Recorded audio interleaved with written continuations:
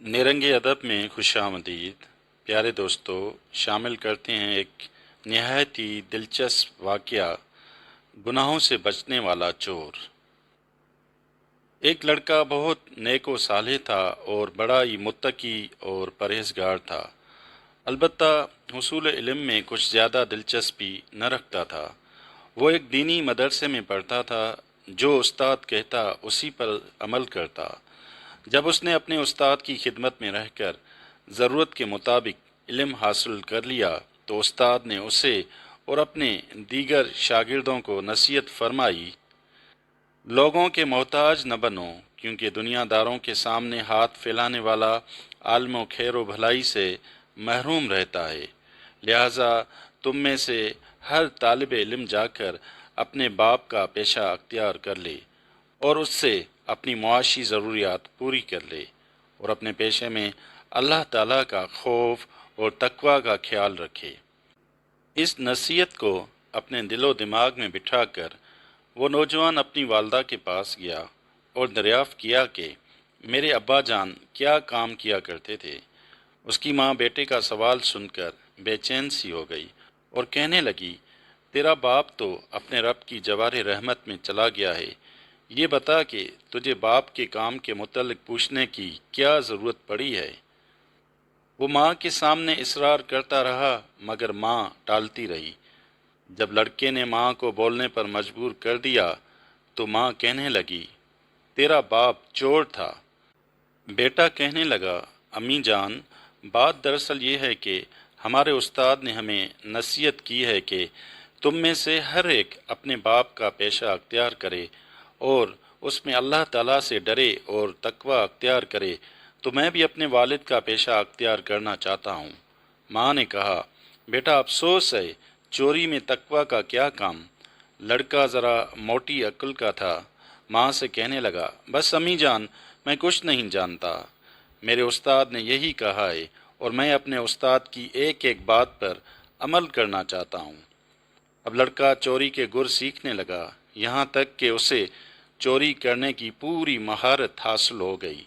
ایک دن اس نے چوری کا سامان تیار کیا اور عشاء کی نماز پڑھ کر کچھ دیر انتظار میں بیٹھا رہا، یہاں تک کہ لوگ سو گئے۔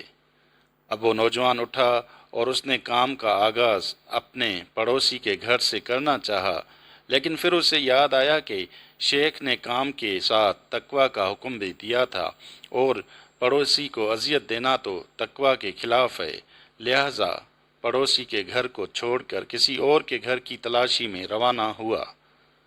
آگے جا کر اسے ایک گھر پسند آیا۔ جب اس میں داخل ہونے کا ارادہ کیا تو اسے پھر خیال آیا کہ یہ تو یتیموں کا گھر ہے اور اللہ تعالیٰ نے یتیموں کا مال کھانے سے روکا ہے۔ اسی طرح جب کوئی گھر آتا اور یہ چوری کرنے کا ارادہ کرتا تو کوئی نہ کوئی بات اس کے ذہن میں آ جاتی، جس کو تقوی کے خلاف کہہ کر وہ آگے بڑھتا چلا جاتا، یہاں تک کہ ایک تاجر کا گھر آ گیا۔ یہ تاجر خاصا امیر آدمی تھا، اس کی صرف ایک ہی بیٹی تھی۔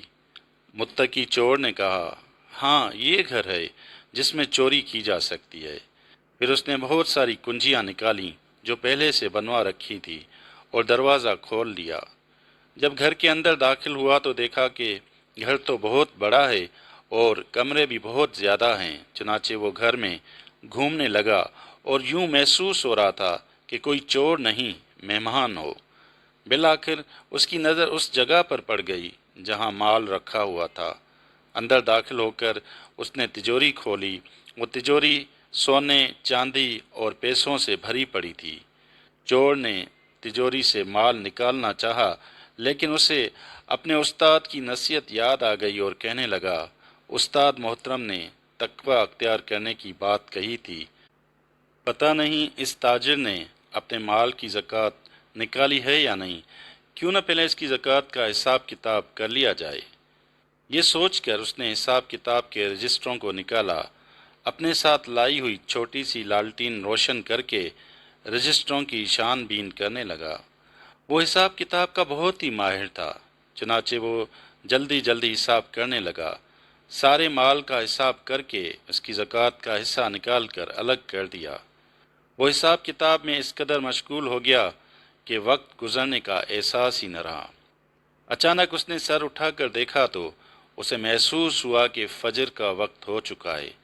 اس نے اپنے دل سے کہا، تقویٰ کا تقاضا ہے کہ پہلے نماز فجر ادا کی جائے اور پھر بعد میں اپنا کام کیا جائے۔ وہ گھر کے آنگن میں آیا، پانی لے کر وضو کیا، پھر نماز کے لیے اقامت کہنے لگا۔ گھر کے مالک نے جب اقامت کی آواز سنی تو گھبرا کر نیند سے بیدار ہوا۔ نیچے جھانکا تو حیران و پریشان رہ گیا۔ الہی، یہ کیا ماجرا ہے کہ ایک چھوٹی سی لالٹین روشن ہے، تجوری کھلی ہوئی ہے اور سامنے ایک نوجوان نماز کے لیے اقامت کہہ رہا ہے۔ مکان مالک کی بیوی بھی جاگ گئی اور وہ بھی یہ سب دیکھ کر حیران ہوئی اور شوہر سے پوچھا، یہ کیا ہو رہا ہے اور یہ نوجوان کون ہے؟ مکان مالک نے بتایا، اللہ کی قسم مجھے تو خود کچھ سمجھ میں نہیں آ رہا۔ پھر وہ گھر کی دوسری منزل سے نیچے اتر آیا اور نوجوان سے کہا، تمہارا ناس ہو، آخر تم کون ہو اور یہ کیا کر رہے ہو؟ چور نے کہا، پہلے نماز پڑھ لیتے ہیں، بعد میں بات ہوگی۔ مالک مکان خاصا گھبرایا ہوا تھا۔ نوجوان نے اس سے کہا کہ جلدی سے وضو کر کے آؤ۔ وضو کر کے آیا تو نوجوان نے اس سے کہا، چلو تم جماعت کراؤ۔ اس نے نوجوان سے کہا، نہیں، تم امامت کراؤ۔ نوجوان نے کہا، تم گھر کے مالک اور شریعت کی روح سے تم ہی امامت کے زیادہ حقدار ہو۔ مجبور ہو کر مالک مکان نے اس کا حکم مانا اور جماعت کرائی۔ خوف اور رعب کے مارے اس کا برا حال تھا۔ جب نماز ختم ہوئی تو مالک مکان نے پوچھا، اب بتاؤ کہ تم کون ہو اور یہاں کس نیت سے آئے ہو؟ نوجوان نے بتایا، میں چور ہوں اور چوری کرنے کے لیے آیا ہوں، مگر تم بتاؤ کہ تم نے اپنے مال کی زکوٰۃ ادا نہیں کی۔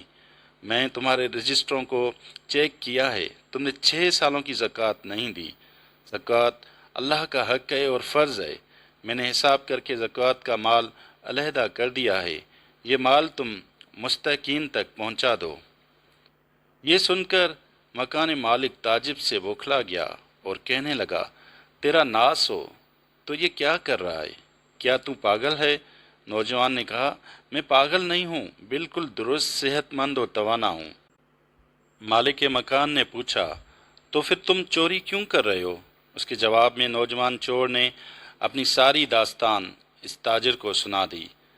جب تاجر نے نوجوان کا بھولا پن اور اس کی بھولی بھالی پیاری شکل و صورت اور حساب کتاب میں اس کی مہارت دیکھی تو اپنی بیوی کے پاس گیا اور نوجوان چور کے متعلق سب کچھ بتا دیا اور کہا کہ تم اپنی بیٹی کے رشتے کے لیے پریشان تھی، اللہ تعالیٰ نے رشتہ گھر بھیج دیا ہے، کیوں نہ اپنی بیٹی کی شادی اس نوجوان سے کر دیں۔ اس کی بیوی نے بھی شوہر کی بات سن کر اتفاق کر لیا۔ اب مالک مکان اس نوجوان کے پاس آیا اور کہا، دیکھو بھائی، چوری کرنا بہت بری بات ہے، تمہیں مال چاہیے، اگر تم چاہو تو میں تمہیں اپنے مال میں حصہ دار بنا سکتا ہوں۔ نوجوان نے کہا، وہ کیسے؟ تاجر کہنے لگا، میری ایک ہی بیٹی ہے، میں اس کی شادی تم سے کر دیتا ہوں اور پھر تمہیں اپنا چیف اکاؤنٹنٹ بھی بنا دوں گا، رہنے کے لیے تمہیں گھر اور مال دوں گا، تم اپنی والدہ سے مشورہ کر لو۔ نوجوان نے اس پر اپنی رضامندی ظاہر کر دی اور پھر وہ والدہ کے پاس آیا اور اپنی والدہ کو آ کر ساری بات بتا دی۔ اس کی والدہ نے بھی اس رشتے کو پسند کیا اور بہت خوش ہوئی اور اگلے ہی دن اس تاجر نے گواہوں کی موجودگی میں اپنی بیٹی کی شادی اس نوجوان سے کر دی۔